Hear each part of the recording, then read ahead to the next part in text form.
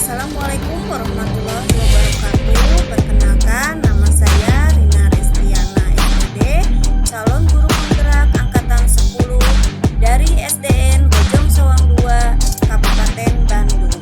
Di sini saya akan diseminasi budaya positif, aksi nyata modul 1.4.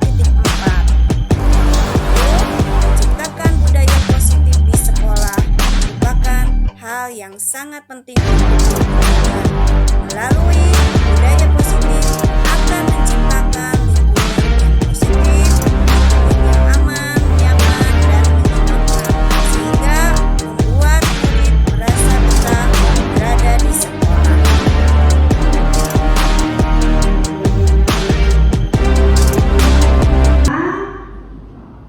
Di sini saya akan diseminasi budaya positif, di mana aksi nyata dari modul 1.4 yaitu mengenai budaya positif, di mana saya akan menjelaskan tentang bagaimana pembelajaran saat pendidikan guru penggerak, ya. Nah, ini dengan konsep modul dari 1.4 yaitu budaya positif, yaitu disiplin positif dan nilai-nilai kebajikan universal, teori motivasi hukum dan penghargaan, ada keyakinan kelas, ada kebutuhan dasar manusia dan dunia berkualitas, ada restitusi dan 5 posisi kontrol, dan keenam adalah restitusi segitiga restitusi. Nah, ya.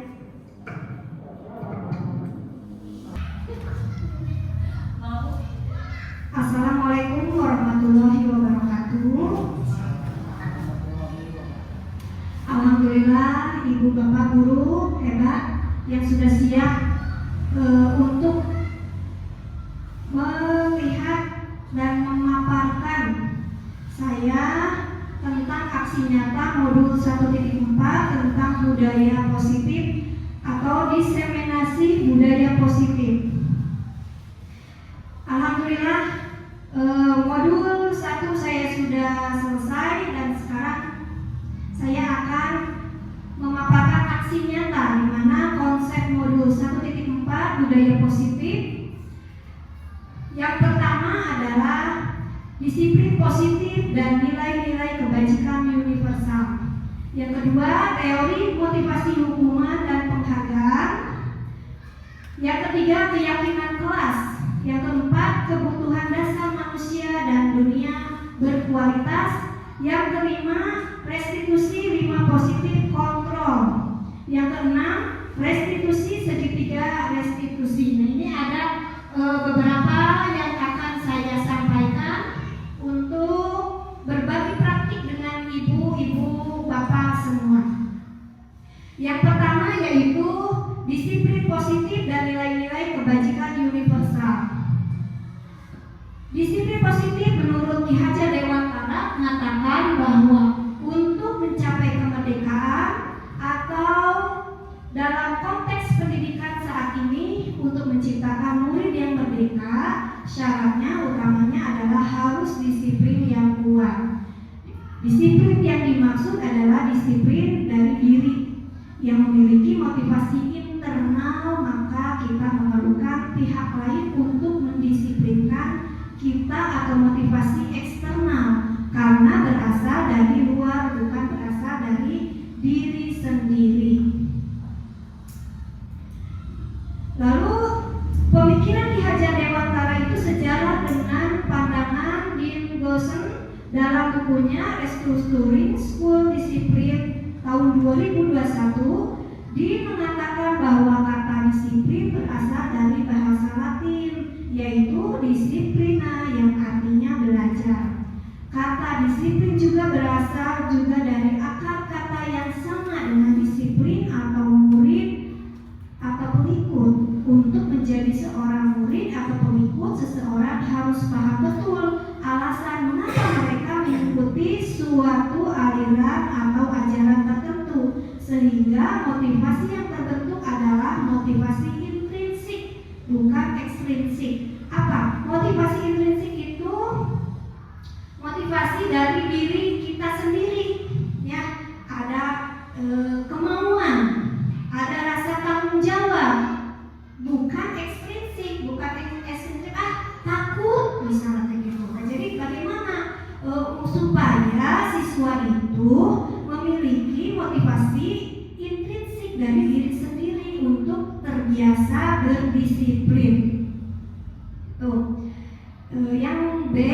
nilai kebajikan universal sendiri telah berarti nilai-nilai kebajikan yang disepakati bersama, lepas dari suku bangsa, agama, bahasa, maupun latar belakangnya. Nilai-nilai ini merupakan payung besar dari sikap dan perilaku kita, atau nilai-nilai ini merupakan fondasi kita berperilaku. Nilai-nilai ini kebajikan adalah sifat-sifat positif manusia yang merupakan tujuan mulia yang ingin dicapai setiap individu. Jadi kita sebagai guru harus membiasakan sifat-sifat yang positif terhadap siswa.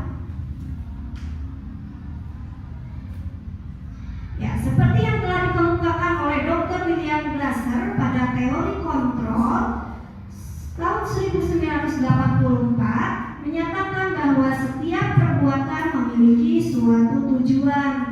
Dan selanjutnya Dean Gossen tahun 1968 mengemukakan bahwa dengan mengaitkan nilai-nilai kebajikan yang diyakini seseorang, maka motivasi intrinsiknya akan terbangun sehingga menggerakkan motivasi dari dalam untuk mencapai tujuan mulia yang diinginkan. Nilai-nilai kebajikan yang ingin dicapai oleh setiap anak Indonesia yang kita kenal dengan sebutan profil belajar Pancasila. Itu. Yang kedua yaitu tentang motivasi, hukuman, dan penghargaan. Nah, ada 3 teori motivasi, yaitu 1 untuk menghindari ketidaknyamanan atau hukuman.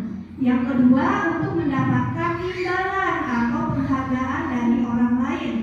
Yang ketiga untuk menjadi orang yang mereka inginkan dan menghargai diri sendiri dengan nilai-nilai mereka percaya. Nah, untuk ketiga teori motivasi tersebut, di sini saya dibagi-bagi contohnya.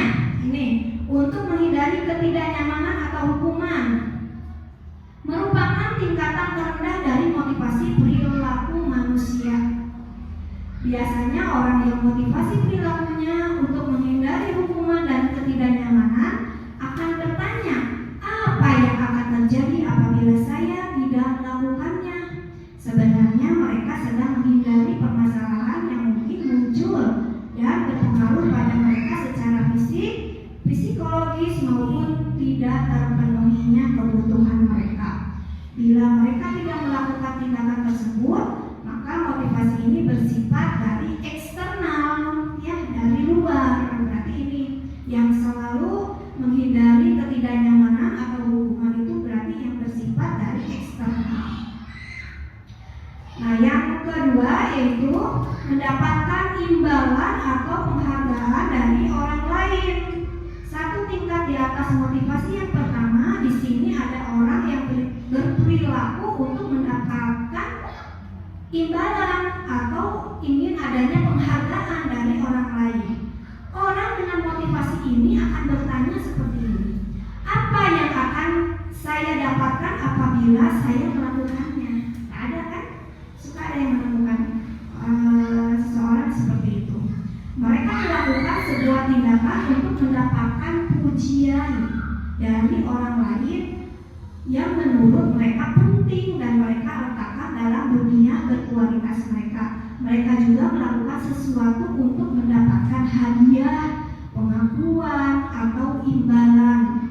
Motivasi ini juga bersifat eksternal dari luar. Selanjutnya, untuk menjadi orang yang mereka inginkan, menghargai diri sendiri dengan nilai-nilai yang mereka percaya, orang dengan motivasi ini akan bertanya, akan menjadi orang yang seperti apa yang melakukannya. Mereka melakukannya sesuatu karena nilai-nilai yang mereka yakini dan hargai, dan mereka melakukannya karena mereka ingin menjadi orang yang melakukan nilai-nilai yang mereka yakini tersebut. Ini adalah motivasi yang akan membuat seseorang memiliki disiplin positif karena motivasi berperilakunya bersifat internal, berarti dari diri sendiri, ya. Nah, itu contoh mereka yang inginkan dan menghargai diri sendiri. Yang ketiga yaitu keyakinan kelas.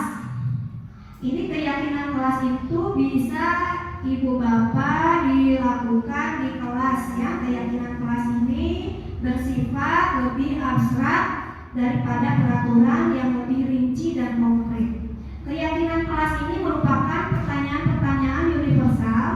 Pernyataan keyakinan kelas senantiasa dibuat dalam bentuk yang positif. Keyakinan kelas hendaknya tidak terlalu banyak sehingga ditinjau ulang keyakinan sekolah atau kelas secara bersama-sama. Seharusnya setelah beberapa peraturan telah disatukan menjadi beberapa keyakinan, maka jumlah butir keyakinan banyak bisa sekitar antara 3 sampai 7 prinsip keyakinan. Bila mana terlalu banyak, maka warga kelas akan sulit mengingat dan akibatnya sulit untuk dijalankan. Jadi membuat suatu keyakinan kelas itu harus dapat mudah diingat, dapat mudah dilakukan supaya peserta didik atau siswa bisa dijalankan. Yang keempat yaitu kebutuhan dasar manusia dan dunia berkualitas. Ada 5 kebutuhan dasar manusia, yaitu kebutuhan bertahan hidup, berkebutuhan kasih sayang dan rasa diterima atau kebutuhan untuk diterima, kebutuhan kebebasan, kebutuhan kesenangan, yang kelima penguasaan atau kebutuhan pengakuan atau kemampuan.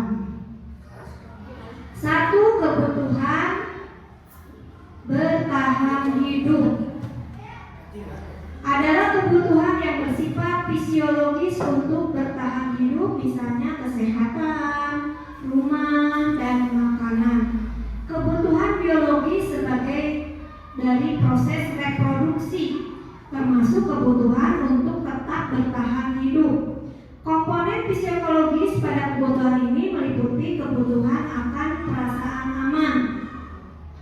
Dalam kasus Doni di atas, apabila jawaban Doni ketika ditanya oleh Ibu Anggar adalah karena ia lapar dan orang tuanya tidak membawakan bekal makanan, maka kebutuhan dasar yang sedang berusaha dipenuhi oleh Doni adalah kebutuhan untuk bertahan hidup.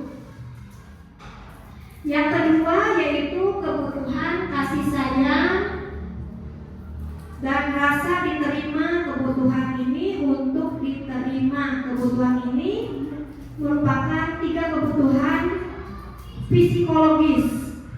Kebutuhan untuk disayangi, diterima, kebutuhan akan hubungan dan koneksi sosial. Kebutuhan untuk memberikan dan menerima kasih sayang dan kebutuhan untuk merasa menjadi bagian dari suatu kelompok. Kebutuhan ini juga meliputi keinginan untuk tetap terhubung dengan orang lain, seperti teman, keluarga, pasangan hidup, teman kerja, binatang peliharaan, dan kelompok di mana kita tergantung. Yang ketiga yaitu penguasaan. Kebutuhan pengakuan atas kemampuan. Kebutuhan ini berhubungan dengan kekuatan untuk mencapai sesuatu, menjadi kompeten, menjadi terampil, diakui atas prestasi dan keterampilan kita, didengarkan dan memiliki rasa harga diri.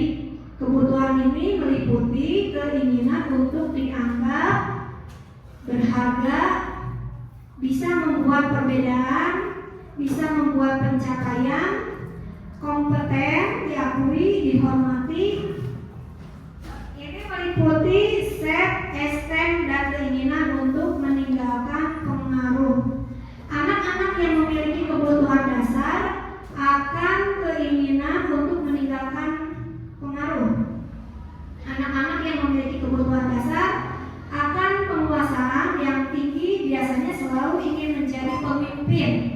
ingin menjadi pemimpin.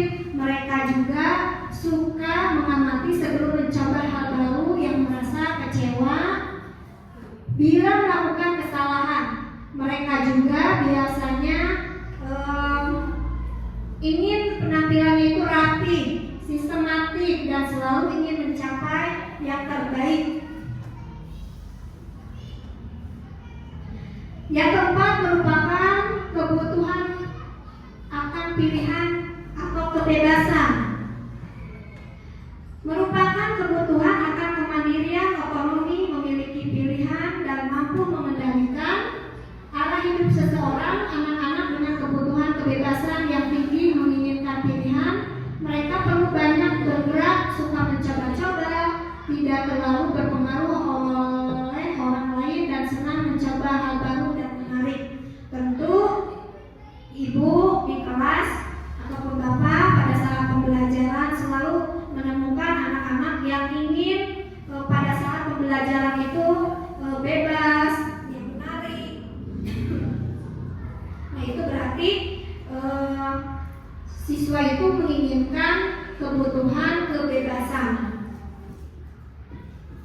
Yang kelima yaitu kesenangan, kebutuhan untuk merasa senang. Kebutuhan akan kesenangan adalah kebutuhan untuk mencari kesenangan, misalnya bermain, tertawa, menari, bergerak, berlari. Nah, itu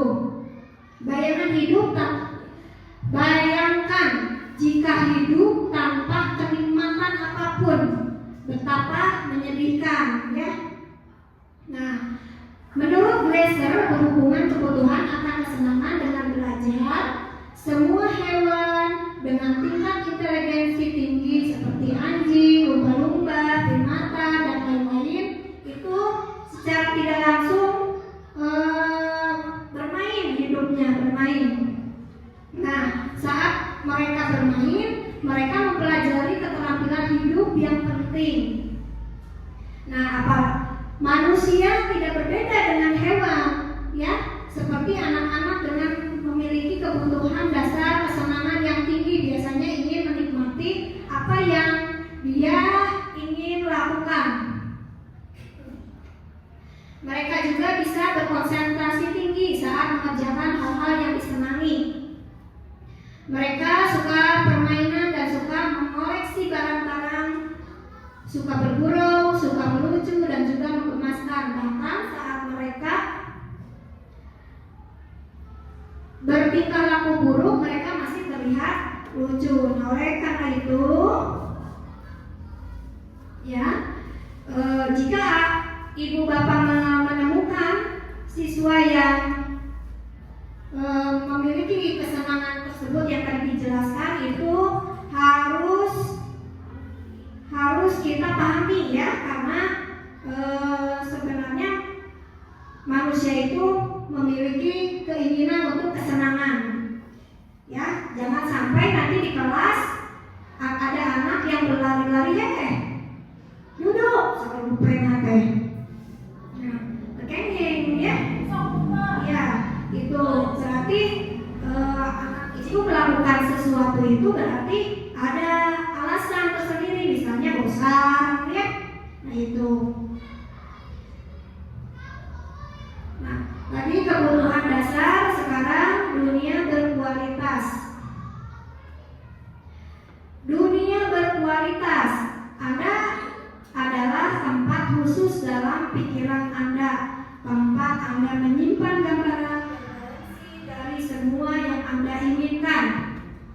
Bisa berisi orang-orang, hal-hal, dan apa saja yang terbaik dalam hidup Anda dan membuat Anda merasa bahagia dan terpenuhi kebutuhan dasar Anda.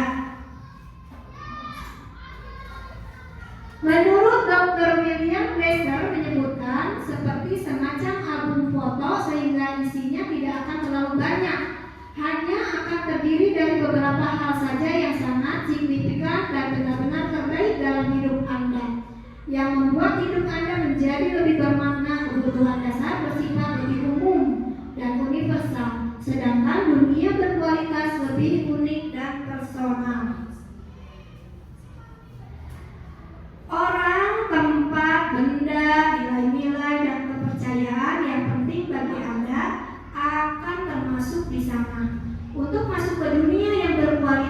itu syaratnya adalah bahwa sesuatu itu harus terasa sangat baik bagi Anda dan memenuhi setidaknya satu atau lebih kebutuhan dasar Anda. Dalam menentukan segala sesuatu yang masuk dalam dunia berkualitas, tidak perlu kita terlalu mempertimbangkan standar masyarakat tentang apa saja yang penting dan yang tidak. Gambaran dunia berkualitas adalah unik dan spesifik untuk setiap orang jika Anda bisa hidup di dunia berkualitas Anda.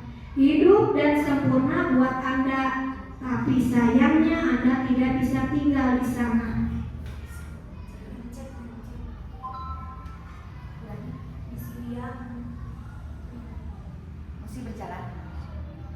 Murid kita juga mempunyai gambaran dunia berkualitas mereka. Tentunya sebagai guru, kita ingin mereka memasukkan hal-hal yang bermakna, nilai-nilai kebajikan yang hakiki ke dalam dunia yang berkualitas mereka. Bila guru dapat membangun interaksi yang memberdayakan dan memerdekakan murid, maka murid akan meletakkan dirinya sendiri sebagai individu yang positif dalam dunia berkualitas karena mereka menghargai nilai-nilai kebajikan. Nah, yang kelima yaitu tentang restitusi 5 positif kontrol. Ini Ibu Bapak bisa perhatikan karena bisa menerapkan di kelas ataupun di sekolah. Ada 5 posisi kontrol, yaitu ada penghukum, ada pembuat rasa bersalah, ada teman, ada menjadi pemantau, dan ada juga manajer. Nah, ini menurut Dean Gosen dalam bukunya Restitution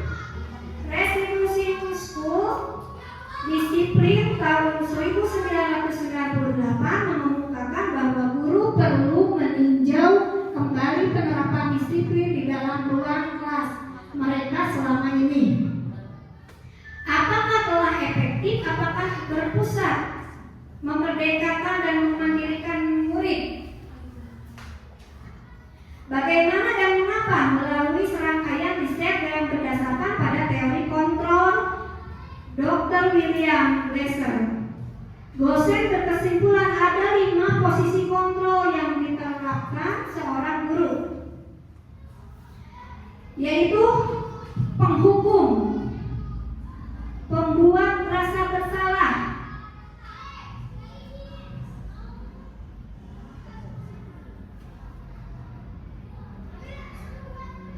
teman, pemantau, dan manajer. Bagaimana contohnya penghukum? Seorang penghukum bisa menggunakan hukuman fisik maupun verbal.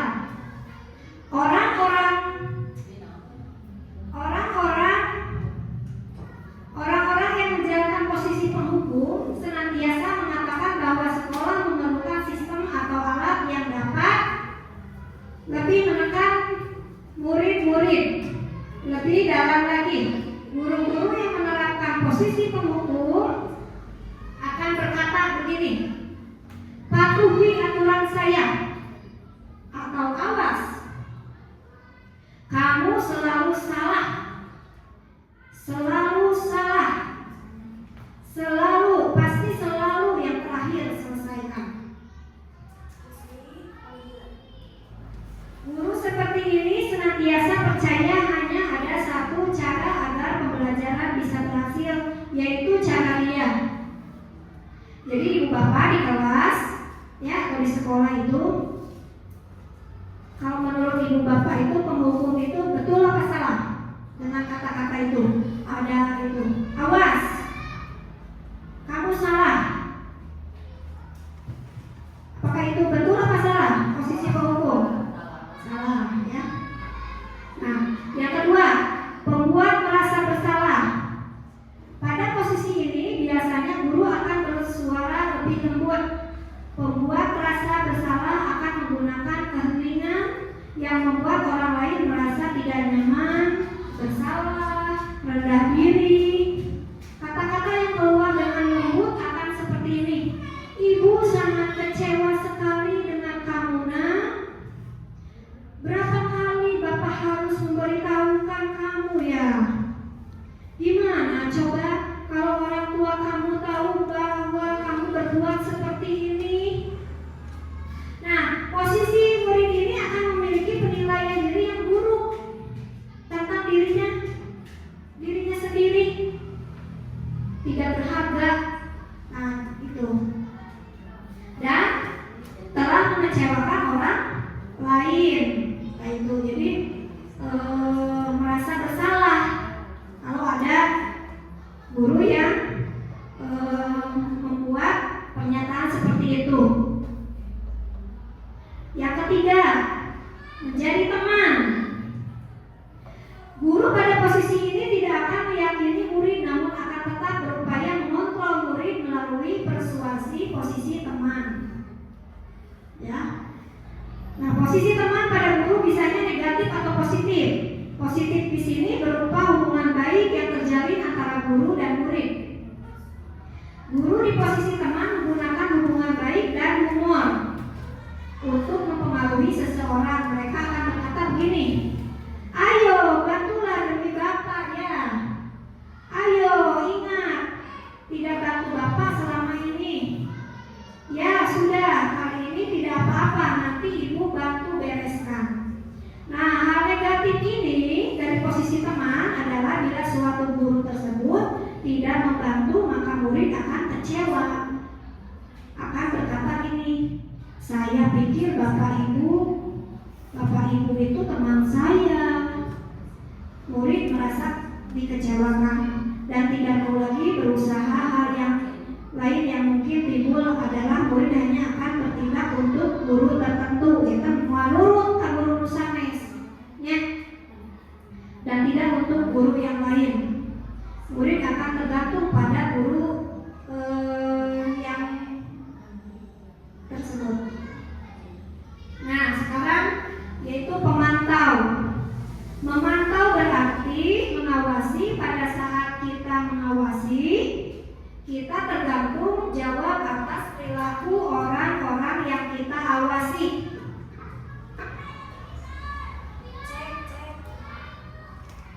Posisi pemantau berdasarkan pada peraturan dan konsekuensi dengan menggunakan sanksi atau konsekuensi. Yang kelima yaitu manajer. Posisi terakhir, manajer adalah posisi di mana guru berbuat sesuatu bersama dengan murid, mempersilahkan murid mempertanggungjawabkan perilakunya, mendukung murid agar dapat menemukan solusi atas permasalahannya. Seorang manajer telah memiliki keterampilan di posisi teman maupun pemantau, dan dengan demikian bisa jadi di waktu-waktu tertentu kembali kepada kedua posisi tersebut bila diperlukan. Namun bila kita menginginkan murid-murid kita menjadi manusia yang merdeka, mandiri, dan bertanggung jawab, maka kita perlu mengacu kepada restitusi yang dapat menjadikan murid kita seorang manajer bagi dirinya sendiri. Di manajer, murid diajak untuk menganalisis kebutuhan dirinya maupun kebutuhan orang lain. Di sini penekanan bukan pada kemampuan membuat konsekuensi, namun dapat berkolaborasi dengan murid bagaimana memperbaiki kesalahan yang ada.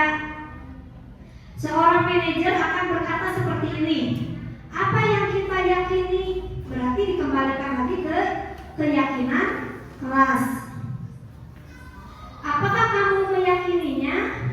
Jika kamu meyakininya, apakah kamu bersedia memperbaikinya?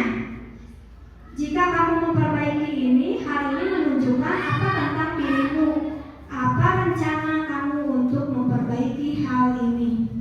Tugas seorang manajer bukan untuk mengatur perilaku seseorang. Kita membimbing murid untuk dapat mengatur dirinya. Seorang manajer bukan memisahkan murid dari kelompoknya, tapi mengembalikan murid tersebut ke kelompok lebih baik dan kuat. Nah, menurut ibu bapak, dari 5 posisi kontrol, mana yang harus diterapkan di sekolah? So, posisi kontrol apa? Penghukum, pembuat merasa bersalah, teman, pemantau, atau manajer?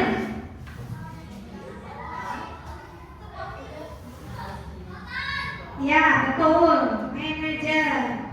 Karena di pembuat posisi kontrol manajer ini, jadi kita bisa menggali peserta didik itu untuk menemukan jalan keluar dari masalah tersebut, sehingga peserta didik itu akan merasa diakui, merdeka, dan juga merasa bertanggung jawab.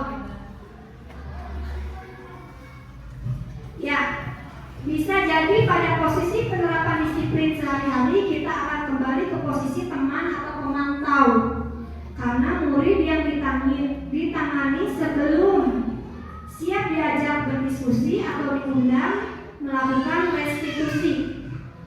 Namun perlu disadari tujuan akhir dari 5 posisi kontrol seorang guru adalah pencapaian posisi manajer. Berarti yang diambil adalah manajer, di mana di posisi inilah murid dapat menjadi pribadi yang mandiri, yang merdeka, yang bertanggung jawab atas segala perilaku dan sikapnya, yang pada akhirnya dapat menciptakan lingkungan yang positif, nyaman, dan aman. Nah, ini ada salah satu cara segitiga restitusi. Ibu bapak bisa menerapkan di sekolah, ya. Saya pun sudah kemarin, yaitu segitiga restitusi ini, ya, proses di mana ada 3 tahapan. Yang pertama adalah menstabilkan identitas. Yang pertama adalah validasi tindakan yang salah. Ya, yang pertama adalah validasi tindakan yang salah. Misalnya gini pertanyaannya, kamu tentu punya alasan mengapa kamu melakukan hal tersebut. Misalnya kalau ada permasalahan di kelas, adakah cara yang lebih efektif untuk mendapatkan apa yang kamu butuhkan? Nah, itu adalah stimulus di mana guru itu bertanya alasannya siswa itu kenapa melakukan hal tersebut. Nanti siswa itu akan menjawab, ya, alasannya itu. Nah, yang kedua yaitu menstabilkan identitas. Oh, begitu. Misalnya, setiap orang pasti pernah melakukan kesalahan. Misalnya gini, iya Bu, saya membuat sampah sembarangan Bu, ngalung-ngalungkeun sampah Bu, dan saya tuh horean ke tempat sampah. Nah, apakah itu efektif? Seperti itu, apakah perbuatan yang baik? Nah, itu digali alasan-alasannya. Nah, lalu ibu itu langsung menstabilkan identitas. Misalnya gini, ya, itu perbuatan yang tidak baik kan? Nah, setiap orang ibu pernah melakukan hal yang sama, membuang sampah sembarangan, ya. Tapi dengan kesalahan itu, apakah kita harus memperbaiki? Nah, harus memperbaiki. Setiap orang pasti pernah melakukan kesalahan, ya. Bukan kamu saja yang pernah melakukan hal ini. Jadi bagaimana selanjutnya? Apakah mau mengulangnya kembali atau terus melakukan hal yang salah? Itu pasti jawaban anak tersebut tidak Bu, tidak akan. Itu. Nah, setelah tahapan menstabilkan identitas, lalu menanyakan keyakinan kelas. Nah, kalau begitu, kamu masih ingat keyakinan kelas apa yang kita Oh iya Bu, bahwa disepakati di kelas itu tidak membuang sampah sembarangan. Nah, apakah itu sesuai dengan perbuatan kamu? Nah, jadi Ibu Bapak bisa menanyakan kembali tentang kesepakatan kelas yang dibuat oleh bersama. Nah itu ya, itu segitiga restitusi. Jadi Ibu Bapak bisa menerapkan di kelas ya. Nah itu dengan pertanyaan seperti itu. Nah selanjutnya menstabilkan identitas. Bagian dasar dari segitiga bertujuan untuk mengubah identitas anak dari orang yang gagal karena melakukan kesalahan menjadi orang yang sukses.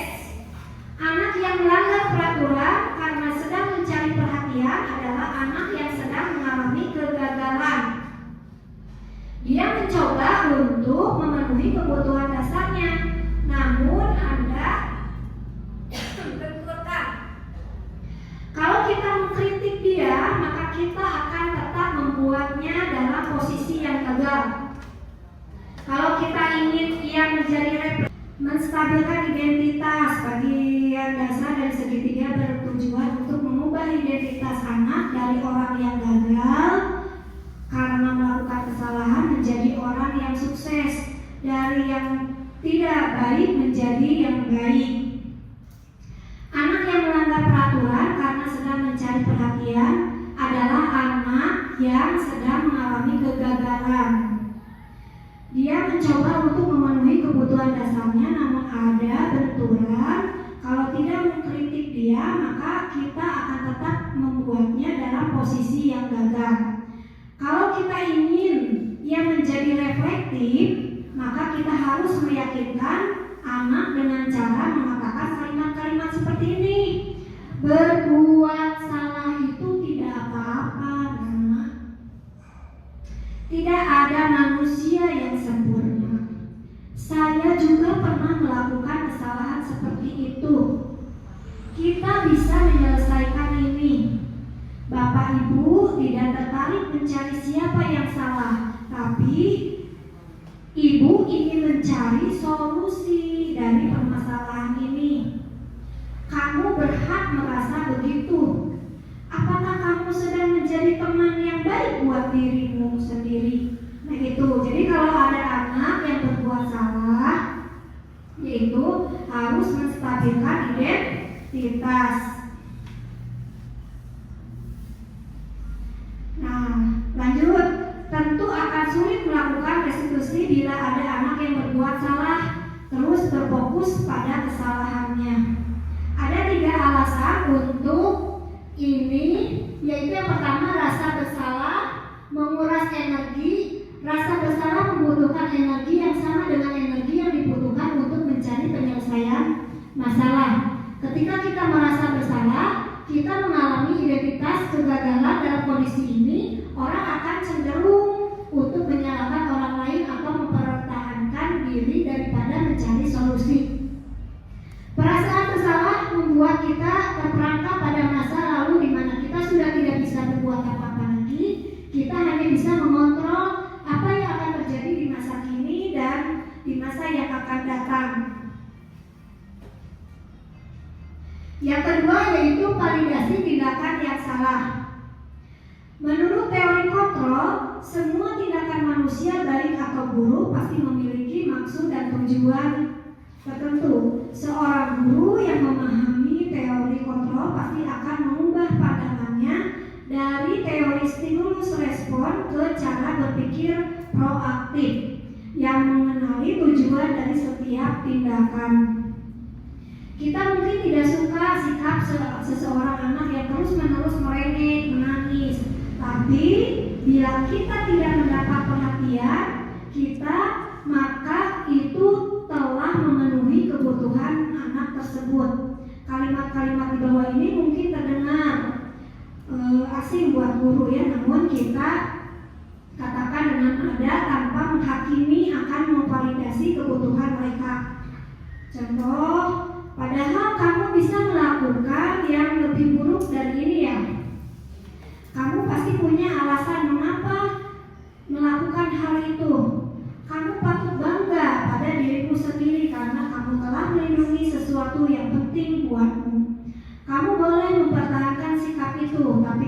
harus menambahkan sikap yang baru. Restitusi tidak menyarankan guru bicara ke murid bahwa melanggar aturan adalah sikap yang baik. Tapi dalam restitusi guru harus memahami alasannya dan paham bahwa setiap orang pasti akan melakukan yang terbaik di waktu tertentu.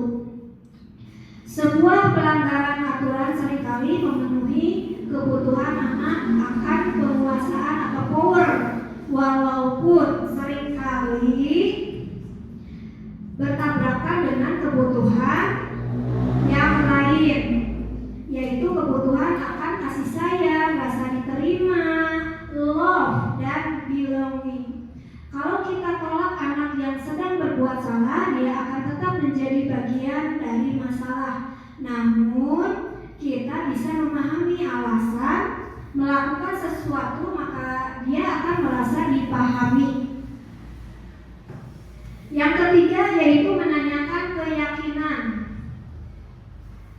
Teori kontrol mengatakan bahwa kita pada alasan termotivasi secara internal ketika identitas sukses telah mencapai satu langkah dan tingkah laku yang salah telah divalidasi oleh langkah yang kedua, maka anak akan siap untuk dihubungkan dengan nilai-nilai dia percayai dan terpindah menjadi orang yang dia inginkan. Misalnya contoh-contoh pertanyaan di bawah ini yang menghubungkan keyakinan anak dengan keyakinan kelas atau keluarga. Contohnya, apa yang kita percaya sebagai kelas atau keluarga? Apa nilai-nilai umum yang kita telah sepakati? Apa bayangan kita tentang kelas yang ideal? Yang keempat, kamu mau nggak jadi orang yang seperti apa? Penting untuk menanyakan ke anak, kehidupan seperti apa nantinya yang kamu inginkan? Apakah kamu ingin menjadi orang yang sukses, bertanggung jawab, atau bisa dipercaya? Kebanyakan anak akan mengatakan iya, ya. Tapi mereka tidak tahu bagaimana cara menjadi orang seperti itu. Maka dari itu, guru dapat membantu dengan bertanya, seperti apa jika mereka menjadi orang seperti itu? Ketika anak sudah mendapatkan gambaran yang jelas tentang orang yang seperti apa yang mereka inginkan, guru dapat membantu anak-anak tetap fokus pada gambaran tersebut. Nah, dari tadi materi yang sudah saya sampaikan, alhamdulillah tadi sudah berbagi praktik tentang 5 posisi kontrol dan bagaimana segitiga restitusi. Mudah-mudahan Ibu, Bapak bisa mengaplikasikan di kelas ataupun di sekolah. Terima kasih Ibu, Bapak, guru hebat. Mudah-mudahan kita bisa menjadi guru yang lebih baik lagi, yang bisa menjadikan budaya positif yang baik, berperilaku yang baik, dan juga mengontrol emosi. Ya, terima kasih. Assalamualaikum warahmatullahi wabarakatuh. Waalaikumsalam warahmatullahi wabarakatuh. Assalamualaikum warahmatullahi wabarakatuh.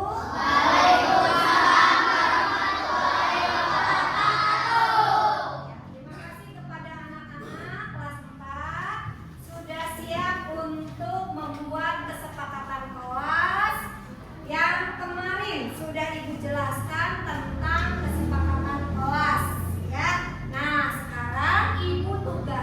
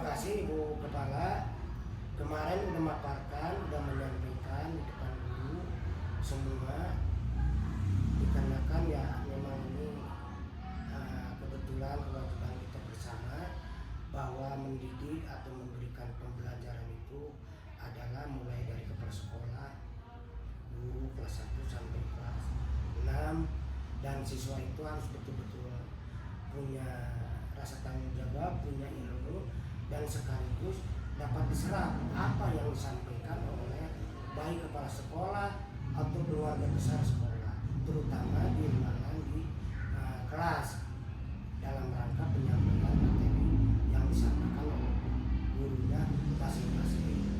Kalau seumpamanya kelas 1 disesuaikan kira-kira yang paling berkompeten hubungannya dengan kedisiplinan atau kemanutan, ketaatan, ketakwaan, kebersihan, dan sebagainya. Itu salah satunya di dalam ruang lingkup pendidikan budi pekerti. Memang ini relevansi dengan pendidikan agama Islam, PPKN, termasuk di kaitan bidang-bidang studi pelajaran, mata pelajaran yang lainnya. Jadi sebelum belajar itu anak dituntut harus bersikap santun, ramah, sopan santun, tanggung jawab, kolaborasi, dan taat manut terutama kepada guru yang menyampaikan materi, terutama melaksanakan menjalankan tugas. Yang lebih begitu. Seperti kemarin ya, pas saat pemaparan tentang membuat suatu keyakinan kelas ya Bapak ya. Jadi sebelum pembelajaran dimulai, di mana guru beserta peserta didik itu membuat kesepakatan kelas. Nah, di mana siswa itu dituntut untuk mengutarakan pendapatnya, keinginannya, suasana kelas itu harus bagaimana. Nah, itu harus disepakati. Nanti itu melatih untuk siswa itu untuk bertanggung jawab, mandiri, dan juga punya rasa yang harus dikerjakan lah gitu lah, tanggung jawab gitu. Nah, mengenai itu bagaimana pendapat Bapak? Ini memang setuju sekali. Jadi harapan pemerintah terus bersama. Jadi kalau sistem pendidikan yang dulu atau yang lama dengan yang sekarang itu akan berbeda dikarenakan tuntutan kondisi zaman. Sekarang zamannya bukan dulu lagi, dan dulu bukan harus sekarang lagi. Harus mengikuti zaman, tuntutan zaman. Apalagi sekarang zaman globalisasi. Jadi anak itu mulai dari sekolah dasar dituntut sedikit-sedikit dimasukkan kepada ranah-ranah itu yang termasuk ya menghadapi globalisasi, apalagi tahun pendidikan 45 ke depan. Ya pendidikan emas itulah pemerintah harapannya itu. Yang kedua, kalau seumpamanya dulu si guru itu mendikte, dijas, anak itu mau tidak mau harus diterima. Nah sekarang dibalik, lain lagi. Jadi apa yang disampaikan oleh ibu tadi, bahwa kontrak belajar atau kontrak learning itu harus betul-betul disiapkan, dikarenakan itu antara guru dan siswi membuat kesepakatan belajar. Bagaimana belajar itu supaya tertib, nyaman, efektif, berhasil. Sebelumnya disampaikan terlebih dahulu oleh gurunya. Yang kedua disepakati oleh anak-anak atau oleh siswa, sehingga waktu praktek memberikan materi itu ya sesuai harapan. Anak itu tidak ditekan, tidak begitu merasa dituntut. Dia itu betul-betul memunculkan kesadarannya dia sendiri, dikarenakan tadi ada kesepakatan terlebih dahulu. Apalagi ya sekarang mengacu kepada kurikulum merdeka, apalagi sekarang udah kurikulum nasional. Nah kurang lebih gitu Bu. Jadi kurikulum merdeka itu menuntut anak itu supaya tidak terlalu ditekan, supaya lebih mengarahkan kepada kesadaran di anak, di samping di gurunya yang memberikan materi. Kurang lebih gitu Bu, ya memang betul sekali. Nah, yang tadi disampaikan juga yang tentang 5 posisi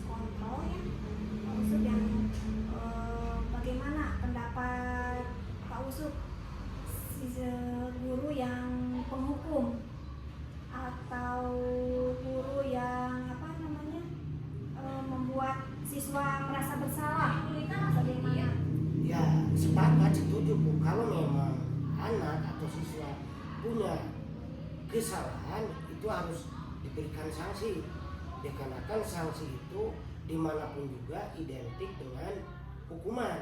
Hukuman itu ya mungkin kalau di sekolah tidak sama dengan orang-orang dewasa, hukumannya akan disesuaikan yang kira-kira mampu istilahnya anak bagaimana supaya jerah atau tidak berbuat ulang, itu hukumannya.